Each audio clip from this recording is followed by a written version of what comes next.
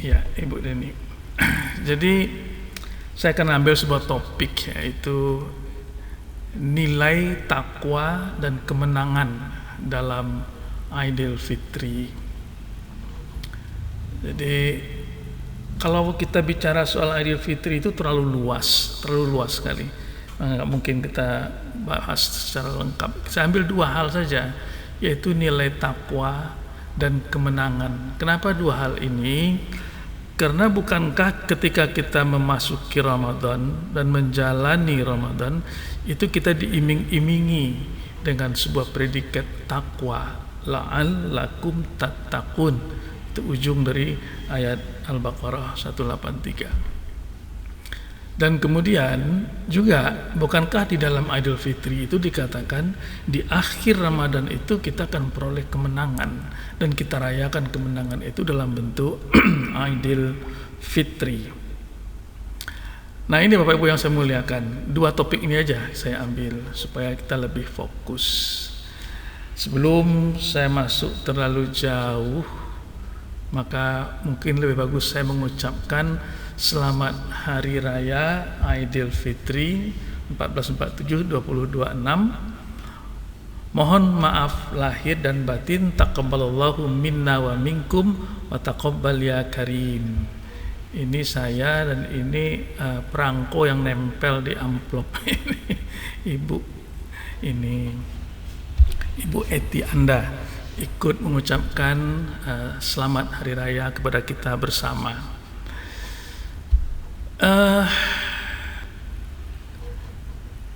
Jadi ada sebuah perasaan sebenarnya dalam diri kita ketika kita melewati bulan Ramadan itu, ya.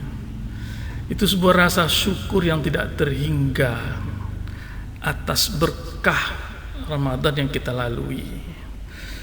Ada orang yang tidak merasakan apa-apa dia melewati Ramadan itu. Tapi ada orang yang bisa merasakan kenikmatan ketika dia melewati Ramadan itu. Dan saya berharap bahwa kita termasuk orang yang kedua yang bisa merasakan itu. Jadi bukan sebuah perjalanan melewati satu negeri begitu aja, ya. Tapi ada yang kita rasakan. Memang melewati Ramadan itu kita rasakan letih kita secara fisik, karena kita menahan lapar, menahan minum, harus ibadah fisik segala macam, letih memang. Tapi nikmat, ini yang tidak terbayarkan, ini nikmat ini. Seberapapun beratnya, ketika kita merasakan nikmat melaksanakannya, maka letih itu akan hilang dengan sendirinya, tidak terasa. Pekerjaan itu memang berat. Banyak sekali aktivitas kita di bulan Ramadan, belum lagi pekerjaan sehari-hari yang harus tetap juga kita jalankan. Bukankah kita tidak stop bekerja, kita tidak stop aktivitas, tetap, tapi dengan itu berat, tapi terasa ringan. Kenapa? Ada yang ingin kita gapai dalam Ramadan itu. Nah, ini sedikit flashback kita ke Ramadan ya Bu ya, sebelum kita masuk ke Idul Fitri. Dan pernah nggak Ibu merasakan bahwa ketika menjalani Ramadan itu kok waktu cepat sekali berputar? Belum saya membaca satu juz, udah lewat ini satu hari. Wah, ketinggalan. Belum lagi sampai setengah daripada Quran itu 15 juz, udah lewat ini hari yang ke-15. Dan waduh, ini terlalu cepat waktu berputar. Ini terasa cepat sekali. Ya, kita harus mengejar dengan mengisinya dengan ibadah, tapi waktu itu berputar terus cepat. Bagi orang yang merasa waktu dalam Ramadan itu terlalu lama sehingga dia membosankan, inilah pertanda orang yang belum mendapatkan hidayah.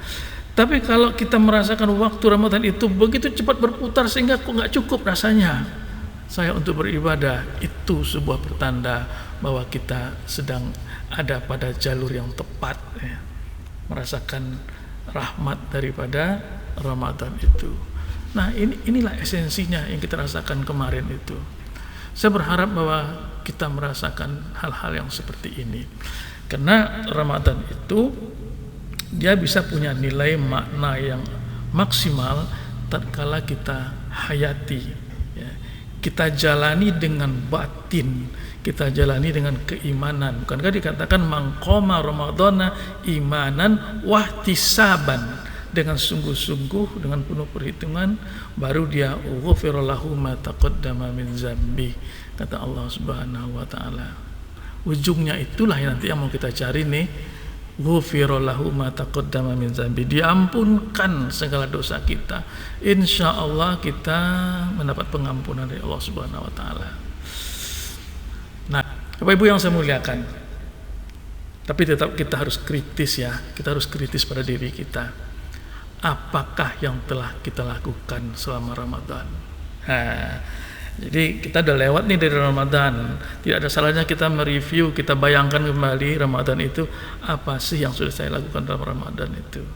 Dan kita bertanya, adakah terasa hasilnya Ramadan yang saya lewati ini? Ini dua pertanyaan yang wajar-wajar saja seorang yang bijaksana itu mengajukan pada dirinya ketika dia melewati sebuah proses. Ayo, mari bertanya. Ibu saya muliakan, inilah yang akan kita bahas, menjawab pertanyaan tadi itu ya, apa yang dihasilkan, apa yang dirasakan ya, takwa dan kemenangan. Adakah dua ini pada kita, takwa dan kemenangan? Ketika kita melewati, selesai melaksanakan Ramadan dan masuk dalam Idul Fitri, dan sekarang kita berada pada bulan Syawal. Ibu yang saya muliakan, itu kalau Idul Fitri secara harfiah berarti kembali ya. Idul itu kembali. Ada yang mengartikan kembali makan setelah berpuasa, dia kembali berbuka seperti hal biasa-biasa lagi. Tapi yang lebih dalam maknanya adalah kembali ke fitrah, kembali kepada kesucian ya, fitrah. Bukankah kita dijanjikan oleh Allah ghufira lahu ma taqaddama min zambi, dihapuskan segala dosa-dosanya yang telah berlalu? Bukankah itu artinya kita kembali nol, ke titik nol, kesucian, suci? Nah ini sebenarnya.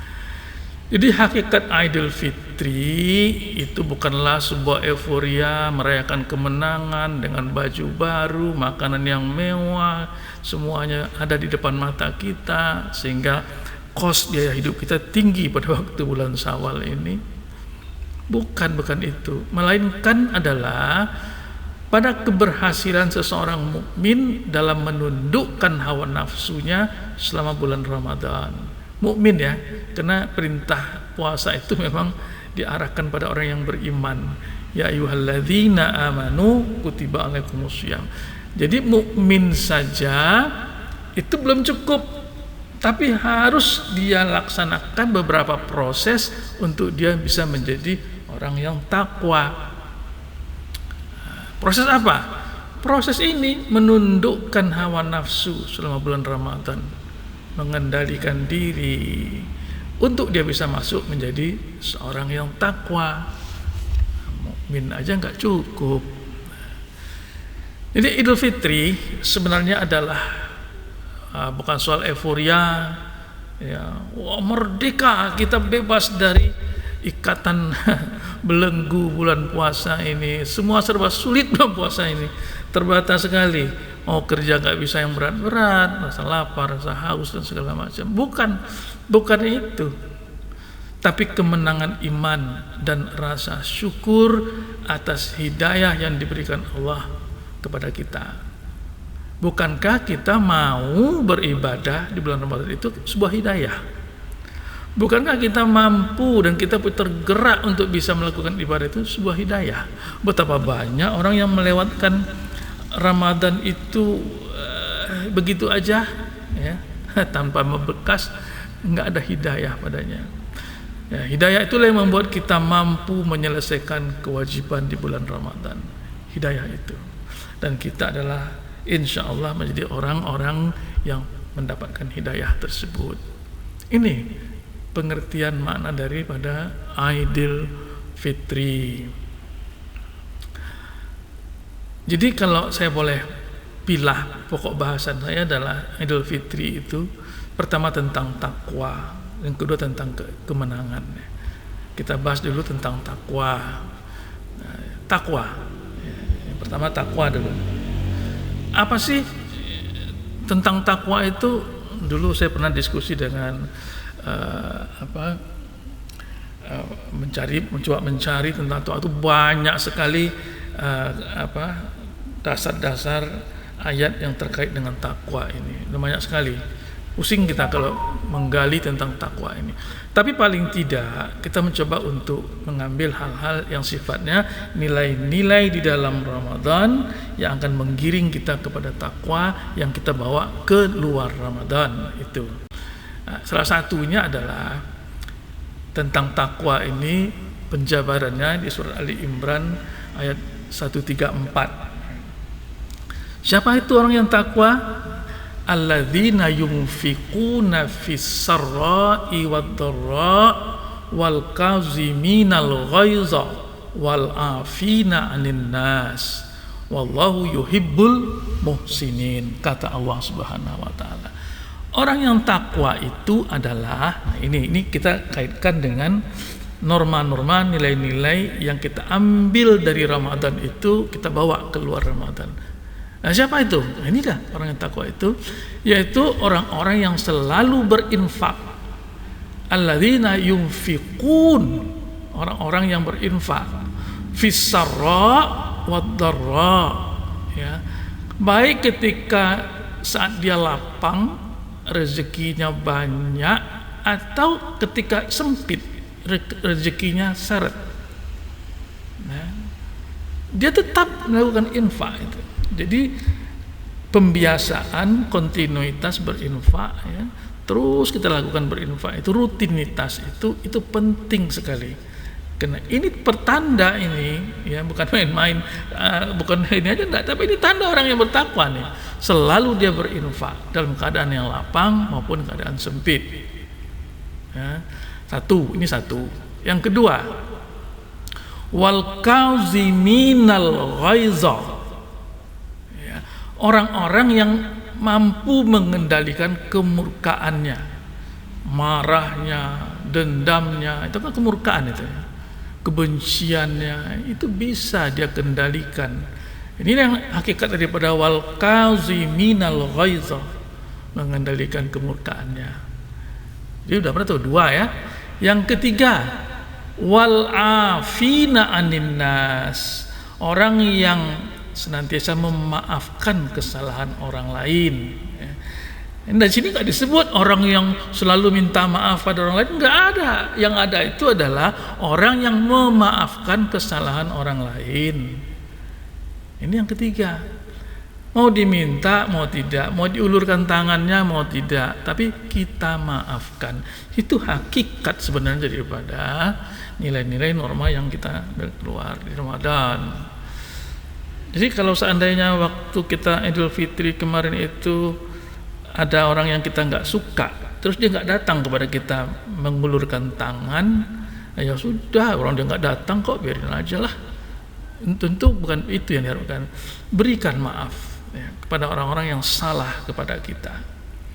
Mungkin karena kebodohannya dia berbuat kesalahan kepada kita, kita teraniaya, kita terzalimi olehnya, maka memaafkan inilah yang penting. Jauh lebih penting ini, memaafkan ini, ketimbang kita memprakarsai untuk datang meminta maaf. Meminta maaf itu bukan itu yang sasaran daripada nilai-nilai Islam, tapi memaafkan kesalahan orang lain. Lebih mulia, lebih berharga memaafkan daripada meminta maaf. Kemudian itu yang ketiga. Yang keempat, ini tadi wallahu yuhibbul muhsinin, artinya ia senantiasa berbuat kebajikan. Ini nilai-nilai yang kita ambil dari Ramadan, kita bawa yang namanya takwa tadi itu. Buahnya itu, hasilnya itu, kelihatan barangnya itu. Nah, pertanyaannya, ada tidak ini pada kita? Ada tidak ini pada kita? Nah, kita sendiri yang bisa menjawab, kita sendiri yang bisa menyimpulkan, karena inilah ukuran parameter takwa, salah satunya ya, bukan semuanya, salah satunya itu ya. Nah, semoga bisa. Terus apalagi? Nah, ini yang berikutnya juga, ini kriteria indikator daripada takwa tadi. Karena tadi kan surah Al-Imran 134, ini sambungannya 135. Walladzina idza fa'alu fahishatan aw zalamu anfusahum dzakarullah fastaghfaru lidzunubihim, ya. Wa may yaghfiru dzunuba illallah walam yusirru ala ma fa'alu wa hum ya'lamun.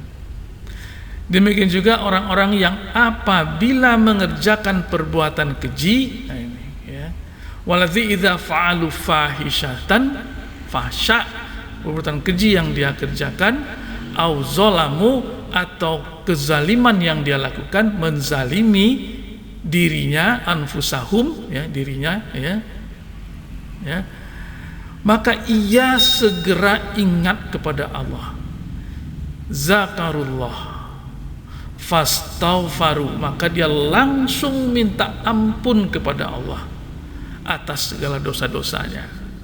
Nah, ini kita tuh tidak akan pernah lepas dari penzaliman ya.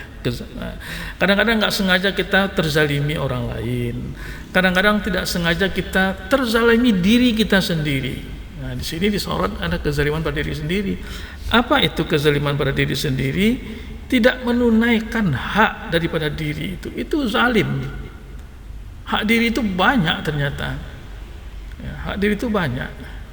Termasuklah hak yang sifatnya pemenuhan pendidikannya, kesejahteraannya, makannya, kesehatannya, semua. Satu lagi ada yang penting sekali. Kita menzalimi diri ketika kita menghalang-halangi diri itu untuk beribadah kepada Allah.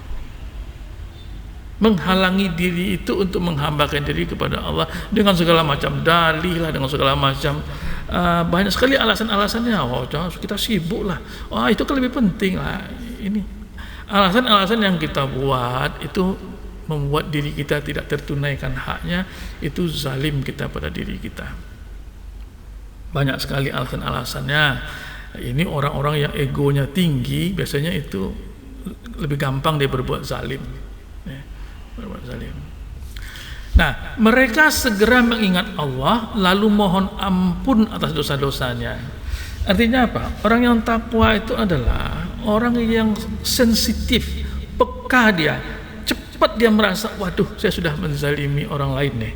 Waduh, saya sudah menzalimi diri saya nih. Nggak boleh saya begini. Ini saya sudah bersalah nih, saya sudah menzalimi. Maka orang ini yang bertakwa tadi ini cepat ya ingat kepada Allah lalu mohon ampun atas dosa-dosanya. Ya. Nah, ini ujung ayatnya adalah siapa lagi yang dapat mengampuni dosa-dosa selain Allah. Mereka pun tidak meneruskan apa yang mereka kerjakan. Nah, sesudah dia minta ampun tersebut, sudah dia bertaubat tersebut, maka dia tidak mengulanginya lagi perbuatan dosa itu. Ya, nggak diulanginya lagi. Nah, inilah kriterianya. Tadi ada 4, sekarang tambah lagi ini 1, ya, bahwa ada kepekaan seseorang kalau dia berbuat zalim, baik zalim kepada orang lain maupun pada dirinya sendiri, dan dia cepat dia ingat kepada Allah dan mohon ampun. Inilah gambaran takwa paling tidak versi Ali Imran 134 135. Tadi pendek ini, yang ujung daripada Baqarah 185 ini sejalan dengan misinya KPM kita. Jadi ini menyempurnakan bilangan, mengagungkan Allah, kemudian kita sadari itu atas petunjuknya, ya. Atas petunjuknya semua kita bisa beribadah atas hidayahnya, dan kemudian agar kita bersyukur. Ini ujungnya.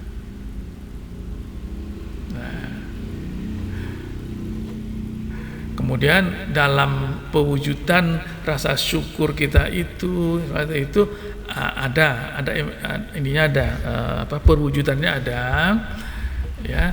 Pertama, kita kembali kepada kesucian. Kita merasa diri kita menjaga kesucian itu, tetap harus menjaga kesucian itu. Ya.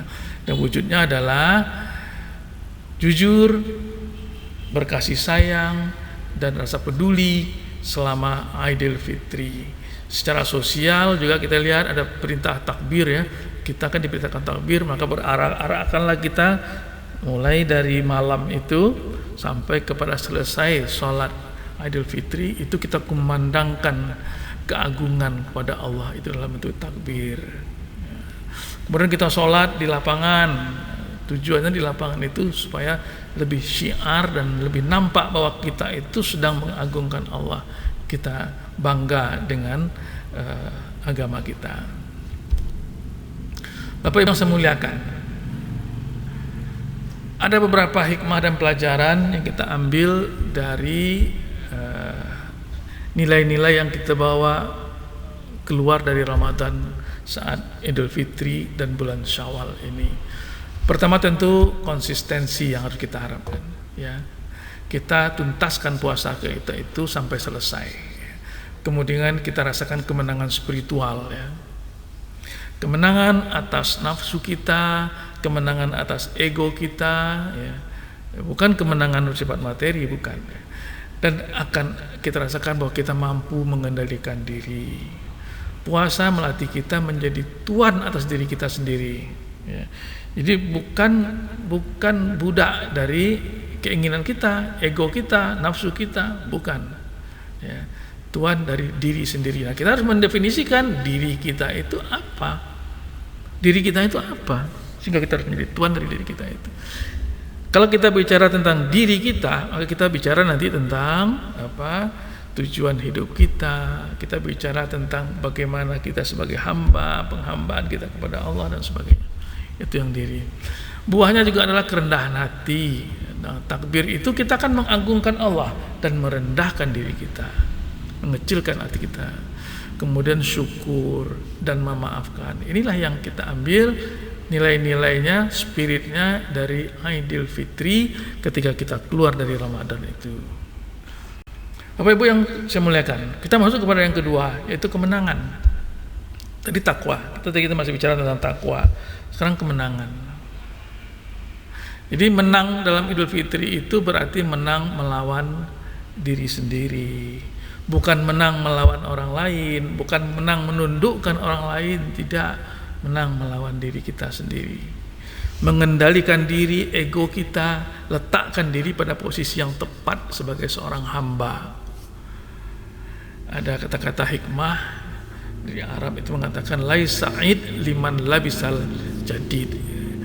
Jadi indamal id liman ta'atuhu tazid.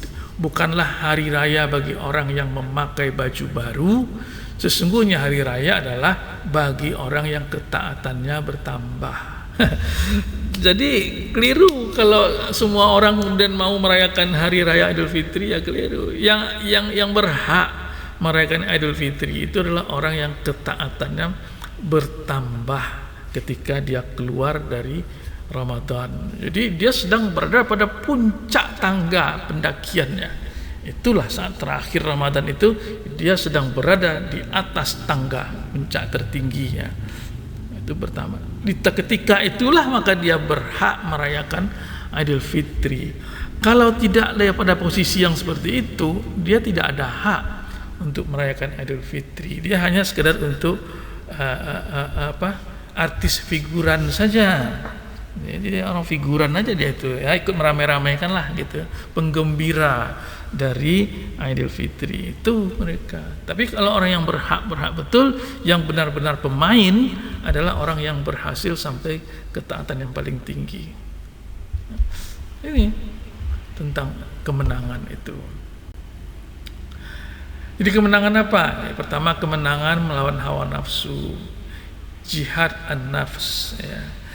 Ternyata yang paling sulit itu memang adalah mengendalikan ya, melawan ego kita. Tidak nampak, dia ada di dalam diri kita. Dia punya banyak hasrat, punya banyak kepentingan, punya banyak selera, punya banyak kemauan.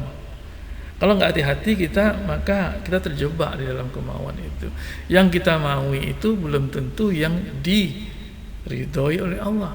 Yang kita inginkan itu belum tentu yang diridhoi oleh Allah. Yang kita cari itu adalah yang diridhoi.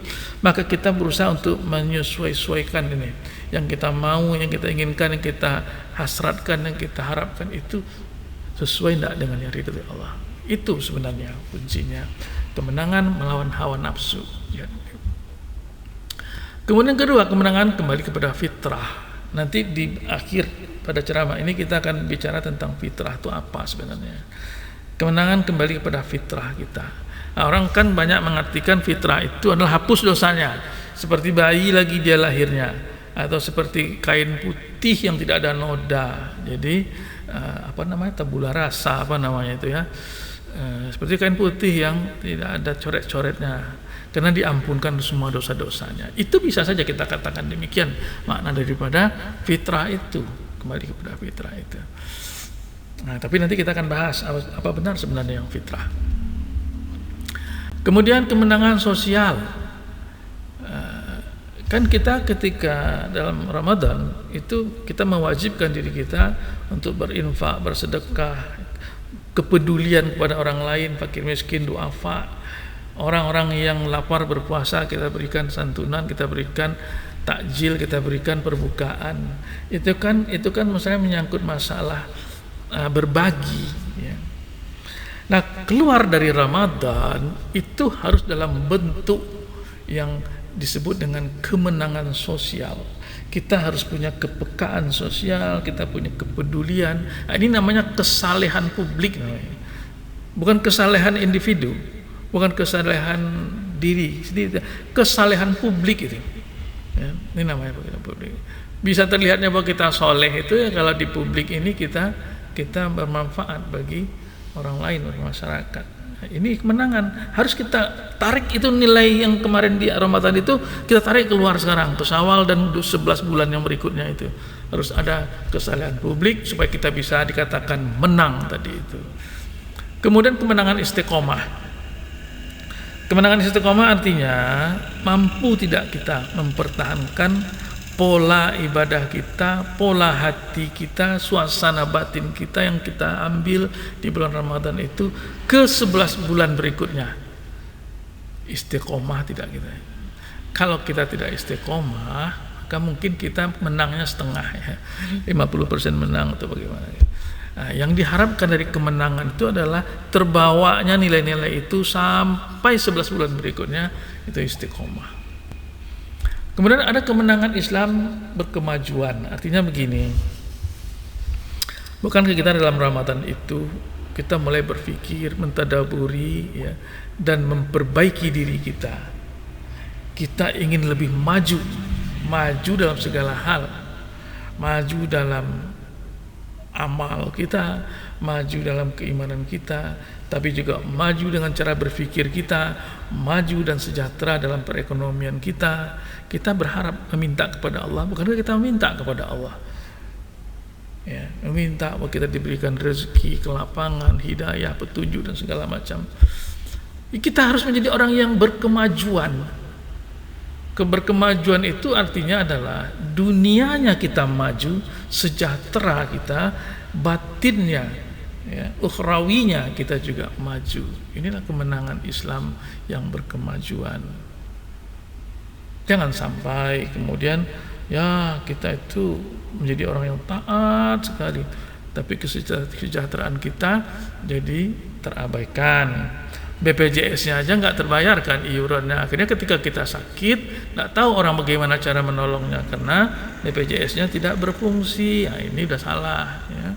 Dan segala macam selanjutnya itu ada hak diri yang harus ditunaikan, hak keluarga, hak anak, mensejahterakan anak, menyekolahkan anak, membesarkan anak, membuat anak menjadi orang yang bisa hidup dalam dunia yang depan ya.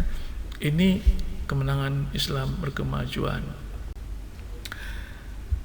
Jadi hari ini Idul Fitri ya, hari-hari ini ya, itu kita tidak merayakan kemenangan atas orang lain, melainkan kemenangan atas diri kita yang lama.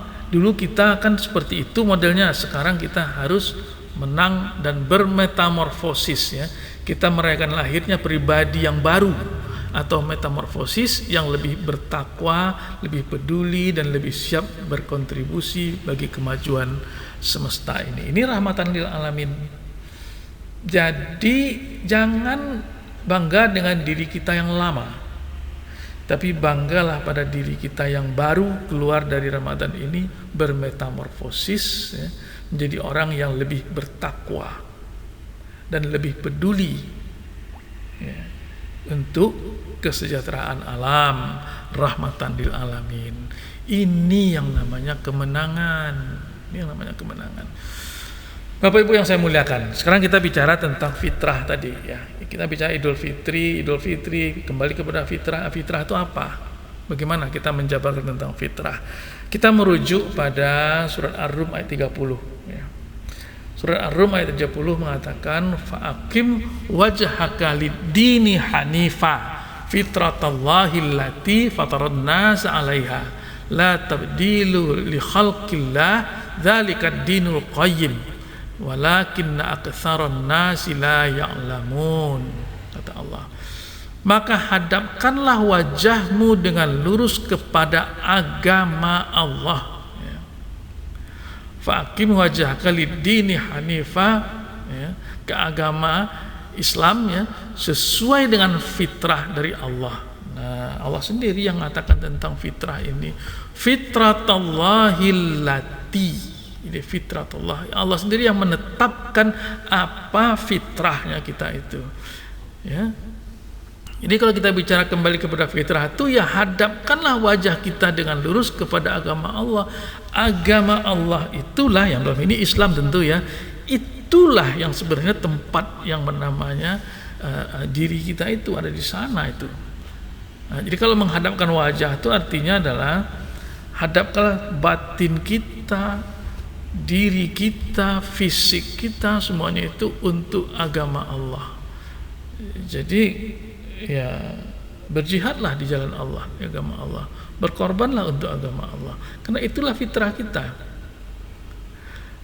Agama itu diberikan kepada Allah untuk mengembalikan seseorang itu kepada jati dirinya, esensi daripada dirinya itu agama. Ini jelas, fa'aqim wajhaka lid-dini pada agama yang lurus, agama Allah, agama Islam, lid-dini hanifah. Karena itulah fitrah kita, fitratullahi allati fataran nasa 'alaiha. Itu manusia diciptakan ya, untuk itu manusia diciptakan. Tidak ada perubahan pada ciptaan Allah tersebut. Dari zaman dulu sampai zaman sekarang, dalam kondisi bagaimanapun fitrahnya kita itu ada di dalam agama itu. Itulah agama yang lurus, tapi kebanyakan manusia tidak mengetahui. Jadi menghadapkan wajah ke agama itu berarti mengarahkan seluruh pikiran, perasaan dan perbuatan hanya untuk beribadah kepada Allah secara tulus. Itu yang fitrah. Jadi kalau kita bicara soal Idul Fitri adalah kembali kepada fitrah, kembali kepada penghambaan kepada Allah, beribadah kepada Allah melalui tata aturan, yaitu yang namanya agama. Nah, ini sesuai dengan harkat penciptaan manusia, yaitu dia sebagai hamba menghambakan diri kepada Allah. Bukan kita sudah berjanji iyyaka na'budu wa iyyaka nasta'in. Bapak Ibu yang muliakan, jadi fitri atau fitrah itu adalah kalau di ayat yang berikutnya yang ke-31 di surat Ar-Rum tadi, sambungan yang tadi adalah munibina ilaihi wattaquhu wa aqimus sholata wa la takunu minal musyrikin. Nah, ini mulai mengarah nih kepada misi kita KPM ya. Jadi hadapkanlah wajahmu dalam keadaan kembali bertobat kepadanya. Jadi kita bertobat kepada Allah, bertakwalah kepadanya, laksanakanlah sholat. Nah, ujungnya kepada sholat. Tentu di kita sholat yang khusyuk. Dan janganlah kamu termasuk orang-orang yang musyrik. Artinya musyrik itu adalah sebuah sifat yang sangat-sangat fatal ya. Gini, yang paling banyak ayat-ayat di dalam Al-Qur'an itu kan menyebutkan sifat yang banyak itu, yang tercela itu adalah sifat-sifat dusta, sifat musyrik. Ya, kalau kafir tidak banyak ayat yang menyebutkan. Kalau beriman juga, yang pulau musyrik itu banyak sekali itu kalau di Al-Baqarah itu tentang orang-orang yang musyrik. Nah, jadi janganlah kita termasuk orang-orang yang musyrik, artinya orang yang senantiasa mendustai, mensyirikatkan Allah, ya. Membuat tandingan kepada Allah. Nah, itu. Ya. Di atasnya kan hadapkanlah wajahmu dalam keadaan kembali bertobat kepada Allah dan bertakwalah kepada Allah dan jangan menjadi orang yang musyrik mempersekutukan Allah. Ya. Kemudian ini mungkin yang penghujung ya. Dalam kehidupan modern kita sehari-hari, Idul Fitri itu bisa kita lihat nilainya dalam beberapa segmen kehidupan kita. Pertama, dalam berkeluarga. Ya, dalam berkeluarga itu kita jadikan Idul Fitri itu sebagai waktu yang sangat tepat, sangat berkualitas, sangat momennya itu sangat tepat untuk mengunjungi orang-orang yang kita sayangi, yang kita kasihi, orang tua, ya. Kemudian juga antar generasi tuh, kalau selama ini tidak peduli atau tidak pernah ketemu, begitu hari Lebaran kumpul tuh, si kakek, si anak, si cucu kumpul semua. Itu menjalin tali asih dalam keluarga. Kemudian dalam pekerjaan juga, ya. Bukankah dalam Idul Fitri itu kita bayarkan zakat, kita bayarkan THR segala macam semua, itu kan ditujukan untuk orang-orang yang duafa, termasuklah umpamanya yang membantu kita begitu. Dapat dia. Kemudian sosial kemasyarakatan, yaitu memberi maaf dan meminta maaf, ini sosial ya, secara tulus ya. Jadi bukan hanya sekedar kirim chatting WA ya, taqabbalallahu minna wa minkum wa taqabbal karim, tapi di dalam hatinya tetap aja tidak ya. Harus tulus, permohonan maaf yang tulus, memberikan maaf yang tulus, ikhlas kita maafkan orang tanpa embel-embel, berikan maaf tanpa menyandera dia, tanpa iming-iming. Kemudian dalam hal pendidikan, yaitu kita kan di dalam Lebaran itu ya, kita mengajarkan anak-anak kita ya, makna daripada Lebaran itu apa ya. Kemudian berbagi dan beribadah ya, kita minta anak-anak itu membagi uangnya ya, kepada orang-orang yang miskin ya. Bukan menerima uang aja yang diharapkan, tapi membagi uang itu.